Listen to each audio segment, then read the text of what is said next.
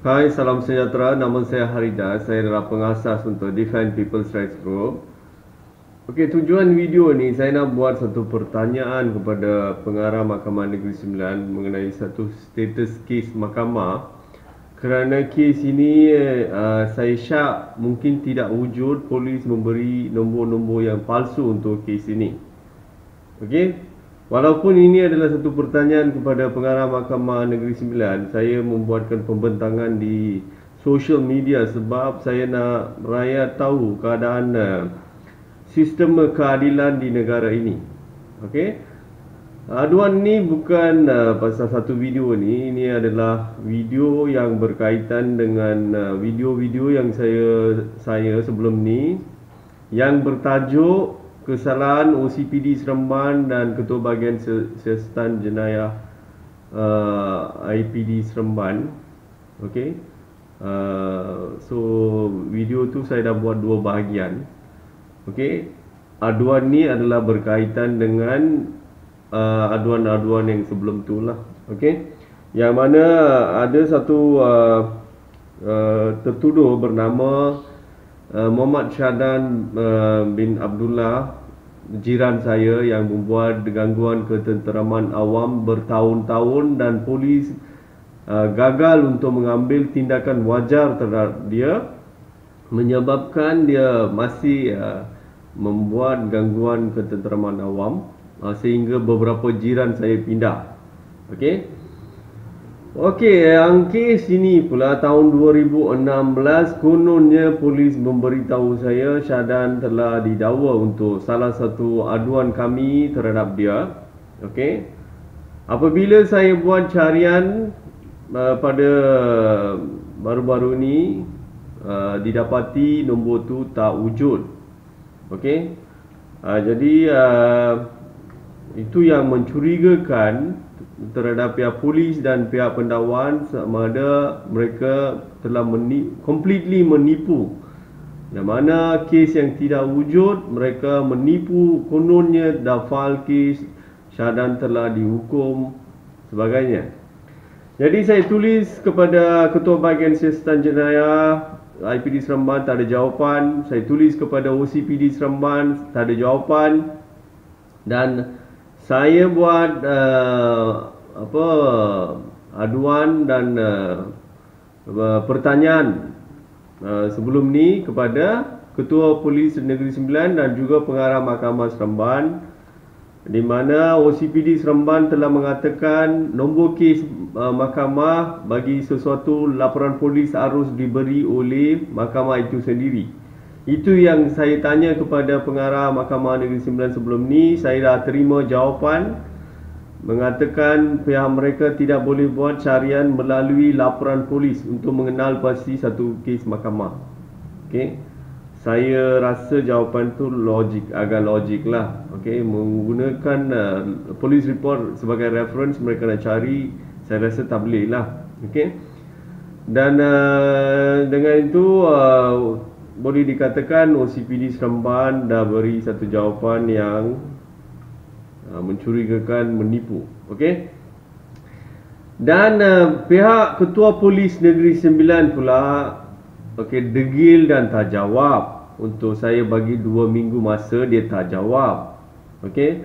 Kemudian saya buat laporan polis terhadap OCPD Seremban dan Ketua Polis Negeri Sembilan, mengatakan mereka enggan untuk menyatakan apakah nombor kes mahkamah tersebut. Ini mencurigakan saya, mungkin kes itu langsung tidak wujud. Jadi aduan saya adalah mereka menyembunyikan dalang yang sebenar yang menyebabkan yang memperalatkan Syahdan untuk membuat gangguan ketenteraman awam di tempat tinggal saya.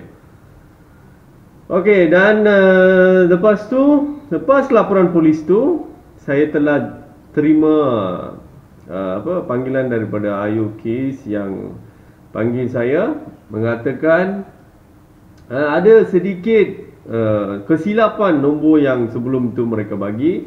Dia ubah suai satu lagi nombor, dan yang tertera di skrin ni kes mahkamah bernombor 83JS-7-4/16. Yang sebelum tu dash 7-4 tu tak ada dash, 74 saja ada. Jadi dia ubah sesuai, kes memang wujud. Ini adalah macam typo error lah dia cakap. Okey, ayo kes bagi. Lepas tu saya terima satu surat daripada pihak Ketua Polis Negeri Sembilan mengatakan mereka telah memberi IP, iaitu kertas siasatan kepada pihak pendakwan dengan menyarankan dua seksyen lah. Okey, mengambil tindakan mendakwa Syadan dengan dua seksyen. Dan mengikut polis juga, DPP mengatakan dakwa dengan satu seksyen, di mana hukumannya boleh sampai RM1,000 denda ataupun penjara 2 bulan ataupun kedua-duanya.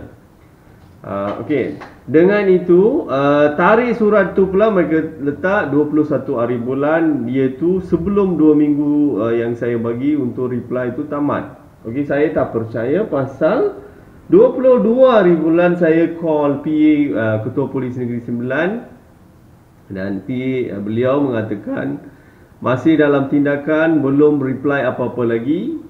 Kemudian hari Isnin saya cuba call, iaitu hari terakhir untuk masa yang saya setkan 2 minggu untuk membalas surat saya pun dah tamat. Pada hari Isnin saya call balik, PA Ketua Polis Negeri Sembilan tak angkat phone. Hari Selasa saya call, tak angkat, jadi saya buat laporan polis. Okey, dengan tu saya tak percaya mereka dah balas saya dalam 2 minggu. Itu satu perkara pertama. Perkara kedua, Ketua Polis Negeri Sembilan belum jawab soalan saya. Di mana soalan saya adalah, adakah apakah nombor kes mahkamah untuk laporan polis saya berkaitan dengan laporan polis saya? Sama ada kes saya didakwa secara terus di mahkamah ataupun kes laporan polis saya ni dirujuk kepada report lain dan didakwa. Okey, saya tanya apakah nombor kes mahkamah yang berkaitan dengan nombor report saya. Okey, yang mana kalau tidak wujud, jawab tidak wujud. Jadi pihak mereka langsung tidak jawab soalan tu, hanya dolar dalik, hanya cuba menunjukkan mereka tak dah ambil tindakan bahagian polis dan serahkan IP kepada pihak pendakwan. Itu lain cerita, itu antara proses-proses dalam sistem pihak menguruskan sistem keadilan, pihak polis, pihak pendakwan, pihak mahkamah. Itu saya tak kisah. Soalan saya sama ada nombor tu wujud atau tidak. Okey, polis mesti akan ada jawapan. Dia boleh jawab sama ada kes ni telah didakwa, telah diberi IP kepada pendakwan. Itu bukan maksudnya kes dah naik mahkamah. Jadi sebagai pengadu, saya dah tanya secara terus, apakah nombor kes mahkamah? Jawablah. Ada wujud, kalau wujud apa nombor mahkamah secara bertulis. Kalau tidak wujud, cakaplah mereka dah tipu. Kes tu tak didakwa di mahkamah. Habis cerita. Di Malaysia ni, itulah ini semua masalah integriti. Apabila kita tanya satu soalan, dia sebenarnya boleh dijawab secara terus. Benda tu secara itulah maksud ketulusan. Okey, dia boleh jawab benda tu ada wujud salah atau tidak. Okey, ada wujud salah laku atau tidak, dia boleh jawab. Tapi mereka akan sembunyikan, mereka akan cover up semua benda semata-mata nak menunjukkan mereka ni tidak buat salah, ada integriti. Itu sendiri menunjukkan mereka langsung tak ada ketulusan, tak ada integriti langsung. Okey, satu soalan yang simple, sebagai Ketua Polis Negeri Sembilan, dia tak boleh jawab dengan jelas. Nombor tu apa nombor kes mahkamah untuk report saya, berkaitan dengan report saya. Kalau tak wujud, dia boleh jawab tak wujud. Simple matter. Okey, dia pusing-pusing saja. Menyebabkan sampai hari ini saya sedang memburu untuk jawapan itu. Okey, kejar pihak mahkamah sini sana. Lagi satu benda, ayo kes laporan polis yang saya buat terhadap OCPD dan Ketua Polis Negeri Sembilan, Dia bawalah satu IP apa dia punya file lah. Dia kononnya kes ni memang kami dakwa di mahkamah, kami tak tipu. Macam-macam dia cerita. Saya cakap bagilah nombor kes, kalau wujud bagilah nombor kes mahkamah. Lepas tu dia call dia punya ketua bahagian siasatan jenayah, dia pula cakap rahsia. Nombor kes mahkamah tu rahsia. Okey, sedangkan saya pengadu. Okey, mereka refer kepada report lain ke, masih saya adalah salah satu pengadu kan. Dia yang refer report saya kepada report lain untuk memudahkan siasatan mereka. Ini bukan maksudnya pengadu report lain tu hilang hak dia sebagai pengadu. Okey.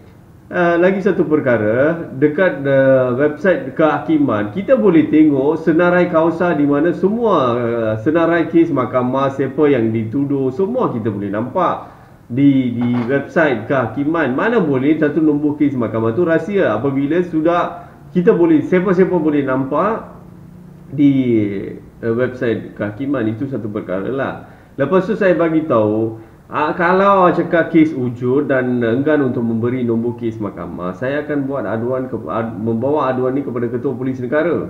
Terus Ayo tu mula tulislah. Okey, saya cakap bagilah secara bertulis, bertaip dan macam cara formal. Dia cakap saya tak boleh bagi secara bertulis. Bagi polis report awak, saya akan tulis belakang. Dia ambil polis report saya, dia tulis belakang nombor ni lah, 83JS-7-4-16. Okey, dan dia cakap satu typo error saja, dulu 74, sekarang sebenarnya 7-4. Okey. Lepas tu saya call jurubahasa di Mahkamah Majistret 1 yang mereka cakap dah dakwa lah. Okey. So apabila saya tanya, jurubahasa tu jawab dia akan tanya lagi satu jurubahasa dan kenal pasti sama ada, soalan saya adalah sama ada kes tu wujud atau tidak. CRT kes tu, rakaman video untuk kes tu, nombor ni untuk nombor kes ni wujud atau tidak. Okey. Lepas tu saya tak terima apa-apa panggilan daripada pihak jurubahasa. Lepas tu saya call kaunter Mahkamah Seremban dan tanya kepada satu pegawai lah yang in charge untuk kes-kes jenayah. Pegawai itu pula ambil nombor ni, dia cuba buat carian carian file. Dia cari file kes tu, dia cakap sampai hari ni dah beberapa hari mereka cari tak dapat. Ini mencurigakan saya lagi. Nombor yang kedua polis bagi pun kemungkinan besar nombor palsu. Kalau dia keep on bagi nombor-nombor palsu, maksudnya ini adalah penipuan. Kemungkinan besar adalah penipuan. Mereka langsung tidak dakwa syahadan di mahkamah. Mereka pura-pura saja. Okey. Ini semua dalang yang memperalatkan dia untuk membuat gangguan ketenteraman awam di tempat kami yang sepatutnya buat. Dia yang berhentikan semua tindakan mahkamah, tindakan undang-undang terhadap syahadan tu. Okey, boleh jadi. Ini very simple matter. Satu kes, nombor report saya, apa nombor kes mahkamah. Dengan ni rakyat boleh menilai lah apakah keadaan sistem keadilan negara ni. Very silly complaint. Ini pun kena buat aduan sampai Ketua Polis Negeri lah, Pengarah Mahkamah Negeri 9 lah. Masih tak ada jawapan. Kita kejar macam tu pun masih tak ada jawapan. Rakyat kena faham, negara ini cukup rosak pasal tu. Kita nak satu benda yang simple pun mereka menyusahkan kita, mereka akan tendang kita macam bola. Okey, sebab itu saya buat pembentangan dalam social media. Rakyat yang berakal, okey, boleh ada otak sikit, dia boleh fikir kerosakan yang ada dalam sistem keadilan negara ni. Okey, macam mana punya penipuan mereka sedang buat. Okey. Okeylah. Tapi masih mereka tidak mengakulah kes tidak wujud. Itu yang saya sedang kejar. Saya nak satu bukti. Kes tu wujud. Kalau wujud, tunjuk CD video dia, CRT. Saya nak tengok kes tu memang berjalan pada hari sekian-sekian. Syahadan didakwa di mahkamah. Saya nak tengok video. Dia tunjuk apa file pun, saya tak akan percaya sebabnya Pada tahun 2016 juga saya sekali cuba buat carian fail dengan cuba ambil CIT juga. Masa itu kan kes nombor tu salah. Kes yang pertama, mahkamah baru-baru ni bagi tahu saya salah. Untuk nombor yang salah tu pun ada satu penolong pendaftar di Mahkamah Seremban, seorang Melayu, seorang lelaki, nama saya tak pasti. Ada juga pendaftar perempuan lah. Okey, penolong pendaftar perempuan. Yang saya cakap ni di Mahkamah Rendah Mahkamah Seremban, seorang penolong pendaftar berbangsa Melayu, seorang lelaki membawa satu fail untuk nombor yang langsung tidak wujud pada tahun 2016. Okey, dia bawa satu fail, dia tak bagi dekat saya. Saya cakap saya nak buat carian fail. Okey, dia bawa fail tu, dia cakap, awak bukan pihak kes. Ini satu lagi alasan lah, rahsia. Rahsia ni memang disalahgunakan di Malaysia. Setiap perkara mereka buat penipuan, lepas tu cakap rahsia. Itu rahsia, ini rahsia. Dia cakap, ini rahsia pasal awak bukan pihak kes. Saya cakap, report saya ni di RR, refer to other report untuk pengadu lain. Jadi masih saya pun pengadu lah. Dua pengadu, satu tertuduh lah. Jadi macam mana tiba-tiba saya pula jadi menjadi bukan pihak kes. Oh ya, dia cakap itu saya tak tahu. Pihak pendakwan hanya charge untuk bahagian aduan pengadu lain. Aduan awak diabaikan. Itu sebenarnya satu kesalahan jugalah apabila aduan saya ni diabaikan. Okey? Itu adalah satu penganiayaan polis ataupun DPP ataupun kedua-duanya terhadap saya. Itu kemudian lah, kalau ia benar pun saya akan buat satu lagi aduan untuk keadilan saya. Sekarang saya nampak mungkin jadi lebih serius, di mana langsung kes tidak wujud, mereka memalsukan sebuah benda, memalsukan semua proses mahkamah. Sampai proses mahkamah semua tu mereka memalsukan. Boleh jadi. Itu yang saya sedang kejar untuk menampak kerosakan yang sudah jadi dalam sistem keadilan negara ini. Okey? Aduan ni sebenarnya terlalu penting lah. Okey, walaupun dia nampak silly, tapi kerosakan dia setahap mana? Adakah satu kes mahkamah yang tidak wujud, mereka akan bagi nombor yang memperbodohkan pengadu, seolah-olah kes telah jalan, tertuduh telah dihukum, sedangkan kes itu pun mungkin jadi palsu. Sebab itu pusing-pusing macam ni. Okey, saya ulang balik. Sebab apa saya tak akan percaya semua fail yang mereka tunjuk, pasal sebelum itu pun pihak mahkamah, satu pegawai di mahkamah telah menipu macam tu. Untuk satu nombor yang tidak wujud, dia bawa satu fail. Okey, walaupun dia tak tunjuk saya, dia cakap memang Syadan telah dituduh pada sekian-sekian. Okey, report dibuat oleh pengadu lain, bukan awak. Okey, macam tu. Okey, itu yang saya cari sekarang.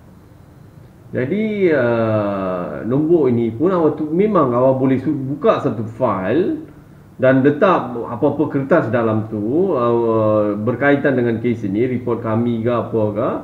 Lepas tu awak akan tunjuk, okey, sudah jalan. Jadi saya tak akan percaya, pasal tahap penipuan pegawai di Malaysia ni sudah ke muncak. Okey, boleh lebih tinggi daripada Gunung Everest penipuan mereka. Setiap peringkat mereka menipu. Dahlah kerajaan penyamun, pegawai-pegawai semua dia penipu. Okey, jadi kami rakyat ni sentiasa ditipu, disusahkan, ditendang macam bola untuk satu perkara yang simple.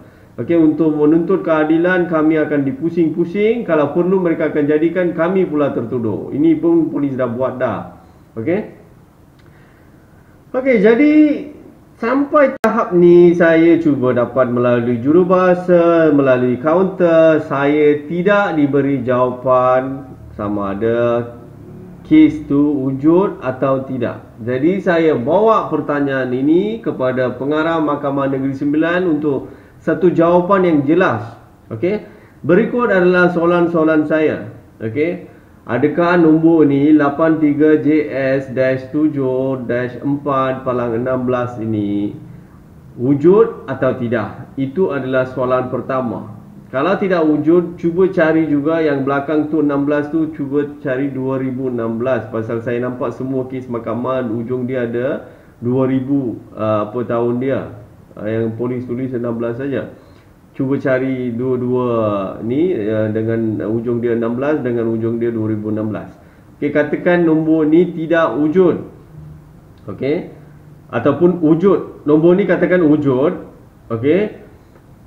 Jadi semak sama ada tertuduhnya bernama Muhammad Syadan bin Abdullah. Mungkin mereka bagi nombor kes orang lain ke? Itu yang pasal tu saya tanya. Kalau nombor tu wujud, semak juga sama ada tertuduhnya adalah Muhammad Syadan bin Abdullah. Katakan nombor ni pun tidak wujud. Okey, kes tidak didakwa dengan nombor kes ni. Jadi mungkin nombor dia salah. Mungkin Syadan masih boleh lah dengan nombor lain kot. Okey. Jadi cuba buat carian di mahkamah untuk seluruh bulan April 2016, adakah tertuduh bernama Muhammad Syadan bin Abdullah. Okey, saya akan buat satu aduan secara bertulis. Dalam itu saya akan nyatakan nombor IC dia juga. Okey, dengan nama penuh dia macam ni. Okey, cuba cari bulan April 2016, seluruh bulan tu ada tak tertuduh bernama macam tu charge di Mahkamah Seremban. Okey, kalau tidak wujud juga, maksudnya mereka dah tipu. Okey, saya nak semua jawapan yang jelas daripada pengarah Mahkamah Seremban. Dan soalan berikut saya, katakan kes wujud dengan nombor ni ke ataupun nombor lain, tertuduh memang dah tuduh pada bulan April 2016. Bagi saya nombor tu. Soalan saya yang berikut, katakan pihak DPP ataupun polis ataupun kedua-duanya dah mengabaikan aduan saya terhadap Syadan. Pasal report saya ni telah rujuk kepada report pengadu lain. Mengikut polis, kedua-dua kes ni naik ke mahkamah. Katakan pihak DPP mengabaikan aduan saya, dia charge salah pengadu lain. Okey, hanya bahagian pengadu lain. Adakah masa tu saya hilang hak saya untuk mengambil CRT kes tu? Saya nak jawapan bertulis juga. Pasal benda tu bagi saya pelik, di mana setiap perbicaraan mahkamah ataupun sebutan kes ke, perbicaraan ke, publik boleh duduk, orang awam boleh duduk dalam mahkamah dan melihat prosiding mahkamah tanpa sebarang halangan. Okey, jadi apa pula tiba-tiba CRT menjadi rahsia? Apabila publik boleh tengok secara open mana-mana perbicaraan mahkamah, tiba-tiba CRT video tu pula sudah jadi rahsia. Saya rasa undang-undang Malaysia ni sungguh pelik. Okey, macam sekejap boleh, benda yang sama apabila jadi video tak boleh pula. Okey, itu yang dulu pihak mahkamah cuba bagi tahu saya lah. Pasal tu saya tanya. Okey. Okey, lagi satu benda yang saya nak bagi tahu dalam kes senario ini, saya adalah salah satu pengadu sebenarnya. Satu. Kedua, katakan dengan public interest, saya tuduh, saya syak, okey, ada penipuan, kemungkinan besar ada penipuan walaupun mereka dah dakwa dah di mahkamah. Boleh jadi mereka mendakwa dengan satu section yang ringan. Okey, itu pun satu penipuan juga untuk menyelamatkan tertuduh. Mereka boleh melemahkan kes. Jadi saya curiga ada penipuan dengan asas public interest. Saya nak semak. Okey, CRT itu saya nak tengok sama ada kes tu dijalankan, sekiranya didakwa di mahkamah, dijalankan tanpa sebarang conflict of interest lah. Okey. Itu semua saya nak kaji betul-betul. Pasal Syadan ni sudah melampau di tempat tinggal saya. Family dia dengan termasuk isteri dia pun dah mula buat gangguan ketenteraman awam. Menjerit lah. Mereka betul-betul menyusahkan jiran-jiran yang tinggal di area ni lah. Okay. menjerit, macam-macam bunyi, keluarkan kata-kata kesan. Okey, selepas seminggu saya buat pressure untuk carian ni, dia dah Syadan pagi-pagi tak tahulah pergi mana kerja ke, dia hilangkan diri, malam saja dia balik, diam sunyi saja, hanya isteri dia buat gangguan ketenteraman awam dengan menjerit kepada anak-anak dia tanpa sebab. Bagi saya anak-anak dia tak nakal pun, isteri dia yang jerit sekuat-kuatnya membuat gangguan ketenteraman awam lah. Bagi pandangan saya, isteri Syadan ni dengan Syadan dua-dua harus dihukum dengan atas kesalahan membuat gangguan ketenteraman awam, untuk membuat pengajaran kepada mereka. Okey, semua benda ni saya kejar macam ni bukan pasal Syadan seorang saja. Pasal tanda-tanda yang jelas menunjukkan polis boleh jadi polis memperalatkan Syadan untuk membuat gangguan ketenteraman awam bagi mengganggu saya, sebagai aktivis asasi manusia boleh jadi. Ataupun saya juga percaya boleh jadi dalangnya seorang ahli politik, dari Barisan Nasional. Pasal saya ni penentang yang kuat Barisan Nasional. Jadi boleh jadi pasal satu lagi perkara, polis memang ni dia boleh buat benda-benda jahat macam ni, dia boleh setkan orang untuk kacau kita, boleh jadi. Tapi satu benda saja saya tak boleh percaya. Bagi pemerhatian saya, Syadan langsung tak pergi kerja. Dia cakap dia ada buat kerja sebelum ni dia bagi tahu mahkamah. Apabila satu kes mahkamah, saya tanya dia cakap 2 minggu dia pergi kerja, 2 minggu tak ada pergi kerja, 2 minggu dia bina jalan dekat KLIA. Dia cakap, bagi saya dia tak pergi kerja. Dia pergi pun mungkin dia akan dihantar untuk buat kerja kotor, macam dia buat gangguan ke sini ke, mungkin dalang dia guna dia di tempat lain, boleh jadilah. Itu yang saya percaya. Jadi apa soalan di sini, dia tak pergi kerja, macam mana dia boleh survive dengan 3 orang anak, isteri dia semua makan. Dulu masa saya pindah ke sini 2016, saya pernah tengok isteri dia mengemis di tepi jalan. Dengan saya pun dia pernah minta duit. Tiba-tiba mana mereka ada duit tanpa pergi kerja, semua family anak dia semua boleh makan. Jadi siapa yang memberi bantuan? Di sanalah saya mencurigakan dalang dia sepatutnya satu politician. Hanya ahli politik boleh buat sumbangan macam tu. Dia akan ada duit. Polis dia bagi duit tu saya tak percaya. Polis boleh buat kerja jahat tu saya percaya, tapi polis bagi duit kepada dia tanpa pergi kerja, awak ambil duit ni kacau saja, buat gangguan ketenteraman awam saja di tempat sana, itu saya tak percaya. Sebab tu saya curiga satu ahli politik dari Barisan Nasional mungkin jadi dalang ni, dan permainan dia lah yang memberhentikan semua tindakan undang-undang terhadap Syadan. Dia menunjukkan kemaluan dia kepada perempuan, memaparkan kemaluan dia dengan memakai seluar koyak rabak, dan dia mandi bogel di luar rumah di tengah malam. Ini semua kesalahan-kesalahan yang menjijikkan. Dahlah dia miskin, dahlah dia buat kesalahan-kesalahan yang menjijikkan. Soalannya adalah mengapa sampai pihak mahkamah lah, DPP lah, polis lah kena selamatkan dia. Apabila laporan polis pertama kami pada malam tu, dia dah tunjukkan kemaluan dia kepada jiran saya. Apabila kami buat laporan polis, polis dah tangkap Syadan tahun 2016 bulan April. Saya tak ingat sangat tarikh dia, awal bulan April lah 2016. Polis dah tangkap dan ayo kes melepaskan Syadan pada malam itu juga, tanpa apa-apa tindakan terhadap kesalahan dia, menunjukkan kemaluan dia kepada jiran perempuan saya. Dengan alasan mereka dah buat ujian air kencing, Syadan tak isap dadah. Apa punya logik? Tuduhannya apa? Dia menunjukkan kemaluan kepada seorang perempuan di tempat tinggal kami. Apa punya alasan tak isap dadah boleh balik rumah? Itulah Ayo Kes buat.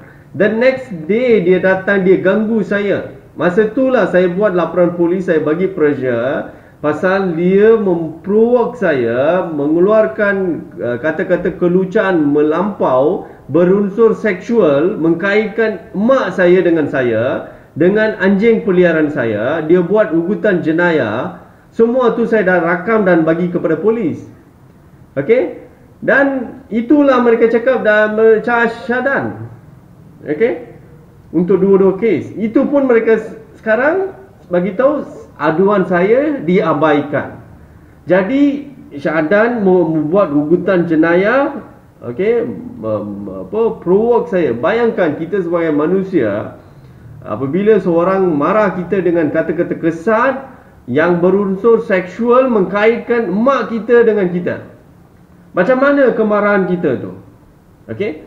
Yang dengan kemarahan macam tu kita buat laporan polis, kita bagi evidence, rakaman suara dia. Polis cakap dah abaikan, DPP dah abaikan. Itu saya akan datang kedua, pasal saya nampak kesalahan yang lebih serius, di mana dia tunjuk kemaluan dia kepada jiran saya, semua dia abaikan. Dan satu pemalsuan kes sudah mungkin terjadi. Jadi saya tidak akan membiarkan perkara ini. Saya nak satu jawapan yang jelas daripada pengarah Mahkamah Seremban. Kesalahan ini terlalu serius. Okey? Saya percaya pada tahap ini mungkin kesalahan dari segi tahap pegawai bawaan mahkamah saja, bukan sampai majistret lah atas tu. Itu yang saya percaya. Tapi yang saya pasti sudah berlaku kesalahan polis dan pihak pendakwan, termasuklah sampai Ketua Polis Negeri Sembilan. Dia boleh anggap fikir saya tertipu dengan balasan surat mereka, okey, dengan tukar tarikh pada 21 hari bulan. Saya bagi tahu dia belum jawab soalan saya dengan jelas. Okay, dia tak jawab apakah nombor dia, nombor kes mahkamah untuk laporan polis saya, dan kalau tidak wujud pun dia tak gentleman, dijawab tak wujud. Okay. So saya nak satu jawapan yang jelas oleh pihak pengarah mahkamah. Saya akan bagi satu aduan bertulis. Di sana akan adalah setiap soalan yang jelas yang saya tanya tadi. Saya akan tulis satu-satu. Saya nak pengarah mahkamah jawab satu-satu. Jangan tolak sini, itu pergi sana, mereka akan jawab. Saya tak nak jawapan macam tu. Saya nak setiap soalan itu dijawab oleh pengarah Mahkamah Seremban ataupun mewakilkan satu pihak. Setiap soalan itu harus dijawab. Baru saya boleh tentukan sama ada kes itu wujud atau tidak, nak buat aduan kepada Ketua Polis Negara ke ataupun yang lebih atas-atas lagi ke. Okey. So jangan bagi jawapan yang kabur, di mana kes itu jalan ke tak jalan ke. Pasal saya bagi satu contoh lah. Tadi pihak pegawai di kaunter jawab saya, cik, fail belum dapat lagi, tapi ada dalam buku senarai kausa, nombor tu ada. Pasal kan tahun 2016 belum ada lagi senarai kausa di online. Okey, jadi dulu saya percaya mereka tulis dalam buku secara manual. Okey, dia cakap nombor dalam buku tu ada kes ini. Okey, tertuduh Syadan, Muhammad Syadan bin Abdullah ada tuduh, tapi fail tak ada. Ini maksudnya ada pegawai dalam mahkamah buat salah laku. Macam mana satu kes yang tak jalan, dia ada dalam senarai kausa buku tu, macam mana boleh ada? Maksudnya ada pegawai yang cuba menunjukkan kes tu jalan. Dia apa yang dia boleh akses, dia akses tulis. So pasal itulah nombor palsu tu boleh wujud. Pasal tu saya nak jawapan yang jelas dan bukti yang jelas dengan CRT. Kalau kes wujud, tunjuk saya CRT. Saya nak tengok video. Saya nak tengok video, baru saya percaya. Lepas tu ada penipuan dalam tu, mereka mengabaikan sebarang tuduhan kami. Saya akan bangkitkan. Itu adalah hak saya sebagai pengadu. Okey. Pasal Syadan dengan dalang-dalang dia sudah melampau. Mereka ingat kami rakyat yang biasa tak boleh buat apa-apa. Undang-undang apa kuasa semua dalam tangan mereka. Saya nak tengok sejauh mana mereka boleh buat penganiayaan macam ni. Suka hati saja mereka buat. Dia nak tunjuk kemaluan dia kepada siapa-siapa boleh. Nak mandi bogel dekat luar rumah tengah malam pun boleh. Semua boleh. Tapi kalau saya buat laporan polis, saya ditangkap. 3 kes diwujudkan terhadap saya memperalatkan Syadan. Ini lagi satu tahap polis dah pergi ekstrim. Okey, saya tidak boleh memaafkan kesalahan polis macam tu. Okey, saya dah buat laporan polis. Tunggu saja untuk giliran anda. Okey, untuk menghadap ke ni masing-masing akan dihadapkan kepada muka pengadilan dengan jalan undang-undang. Tunggu saja. Okey, itu saja pertanyaan saya dan penjelasan saya mengenai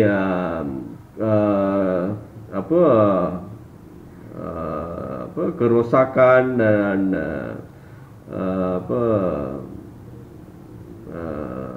yang dibuat oleh pihak sistem yang menguruskan sistem keadilan inilah, macam mana mereka rosakkan satu kes. Okey, itu saja pembentangan saya. Sekian, terima kasih.